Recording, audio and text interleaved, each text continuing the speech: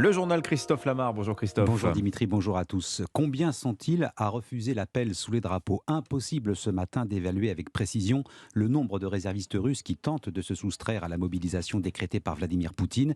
Il y a bien sûr les images de ces voitures devant les postes frontières en Finlande ou en Géorgie. Il y a aussi les témoignages et nombre de ces déserteurs ont choisi l'avion direction Istanbul en Turquie. Rémi Trio, le correspondant d'Europe 1 sur place, les a rencontrés à leur arrivée à l'aéroport. Reportage. Dans le hall d'arrivée de l'aéroport d'Istanbul, Piotr a l'air un peu perdu, mais soulagé. Ce développeur informatique de 29 ans arrive de Moscou avec un ami et il peine encore à croire qu'il a réussi à fuir. On ne pensait pas qu'on allait y arriver. On croyait vraiment qu'à n'importe quel moment, quelqu'un allait surgir pour nous remettre un ordre de mobilisation. J'aime me dire que je me serais rendu si j'avais été mobilisé, mais bien entendu, j'aurais été terrifié et je ne sais pas ce que j'aurais fait. Jusqu'au décollage, c'était très stressant.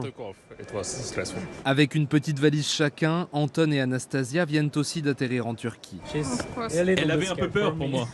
Pas juste un peu.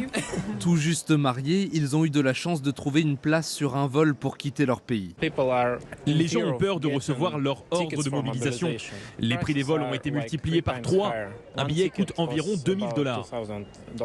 Malgré ces prix élevés, tous les vols entre Moscou et Istanbul affichent complet jusqu'à la semaine prochaine et ces jeunes déserteurs ne prévoient pas de rentrer en Russie.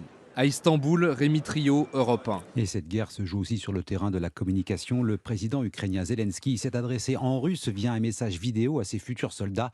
Protester, lutter, fuyez, rendez-vous, ce sont les seules options pour survivre. Il y a ceux qui fuient et il y a aussi ceux qui s'engagent. Selon Moscou, près de 10 000 réservistes se sont déjà portés volontaires. Il est 7h03. Faut-il fermer les réseaux sociaux? Dossier thématique du vendredi sur Europe 1. Aujourd'hui, jusqu'à ce soir, Facebook, TikTok, Instagram ou encore Twitter, ces plateformes sont devenues incontournables. Elles peuvent aussi transformer un quotidien en enfer. L'enfer, c'est ce qu'a connu Jarod. Il a 21 ans aujourd'hui et un souvenir amer de ses années lycée. Son défaut, aux yeux de ses bourreaux, son embonpoint. Jarod était gros, insupportable pour ses camarades qui se sont acharnés sur lui. À l'époque, il a même pensé mettre fin à ses jours. Je venais de changer de collège, j'étais un peu le petit nouveau. À l'époque, je faisais un peu plus en termes de kilos que je fais aujourd'hui. C'était pas mal de pointages du doigt, m'enlever ma chaise avant que je ne m'assoie en cours. Mais il y a eu aussi, bien sûr, une version virtuelle, donc du cyberharcèlement, beaucoup plus violent. Il y a pas mal de gens qui prenaient des photos de moi discrètement et qui les publiaient en fait dans un groupe Facebook. Et il devait avoir 30, 35, 40 personnes dans ce groupe Facebook. Certaines personnes sont venues devant chez moi prendre des photos de moi quand je sortais de chez moi. Sur le même groupe Facebook, il y avait aussi des photomontages de moi en train de pratiquer des actes sexuels avec des professeurs, notamment certains montages qui ont été carrément affichés dans certaines toilettes du collège. Après cette grosse période de harcèlement, j'ai fait une assez violente dépression à l'époque. J'ai perdu environ 20 kilos. J'avais quand même fait une tentative de suicide à cette époque-là. J'avais parlé en fait légèrement du harcèlement physique, mais pas celui du cyber. Donc en fait, je gardais beaucoup pour moi. Jarod, ancien élève de lycée, témoignage poignant recueilli par Alexandra Gégy. Allez, on va continuer toute la journée de dérouler ce thème des réseaux sociaux. Dans quelques minutes, Mickaël Stora, psychologue, psychanalyste, sera avec nous. Le gouvernement, pied au plancher sur les énergies renouvelables. Emmanuel Macron a profité de l'inauguration du premier parc éolien en mer à Saint-Nazaire pour afficher sa volonté. Il faut aller 2 fois plus vite dans la création de parcs éoliennes. Même chose sur le voltaïque, l'énergie solaire. Eh bien, au Mans, la SNCF lance une expérience à grande échelle. Une ferme solaire vient de sortir de terre au beau milieu d'une gare de triage. Reportage Charles Guyard. Le fait que la SNCF est le premier consommateur d'énergie nous oblige à participer à cet effort de guerre. L'effort de guerre pour Laurent Fèvre, directeur centre-ouest de SNCF Immobilier, c'est le déploiement des énergies vertes et pour cela la compagnie ferroviaire a de sérieux atouts. On a aujourd'hui 19 000 hectares de foncier. Quand on a une inutilité ferroviaire, on réfléchit aussi à la reconversion d'un certain nombre de ces fonciers vers des fermes photovoltaïques. Exemple à la gare de triage d'Arnage, au Mans où la SNCF a signé un bail de 25 ans avec une société spécialisée pour installer et gérer 30 000 panneaux solaires sur une vaste friche inexploitée de 17 hectares. Thomas Mézeret d'Arcolia Énergie. C'est une centrale qui produit annuellement, ce qui représente la consommation d'à peu près 4 500 foyers. Un rendement qui prouve que le solaire n'est pas une technologie réservée aux régions du Sud. Ici, le taux d'ensoleillement est d'en moyenne 80 jours environ par an. Et pourtant, en tendant l'oreille... On entend distinctement le bruit d'un onduleur. Là, il marche à plein régime. Donc il y a 2 onduleurs aujourd'hui sur cette centrale qui vont convertir ce courant continu en courant alternatif pour pouvoir injecter directement l'énergie sur le réseau. Un réseau plus faiblement alimenté en hiver, ici en Sarthe, faute de soleil, d'où l'intérêt de multiplier ce genre d'installation dans tout le pays. Sur toute la France, il est possible aujourd'hui d'installer des panneaux photovoltaïques. Le Mans, Charles Guyard, Europe 1.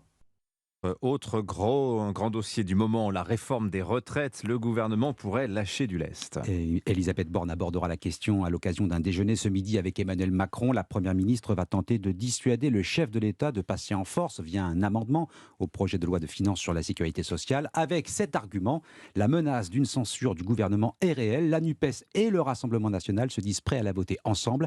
Raison de plus pour temporiser, rappelle le président du MoDem, François Bayrou. Je suis certain depuis le premier jour que ça ne pourra pas se faire. Parce que je connais le président de la République, je sais qu'il écoute, je sais qu'il observe les sentiments du pays, je sais combien la préparation des réformes est nécessaire pour que les réformes aboutissent. Il a dit ça pendant toute sa campagne électorale.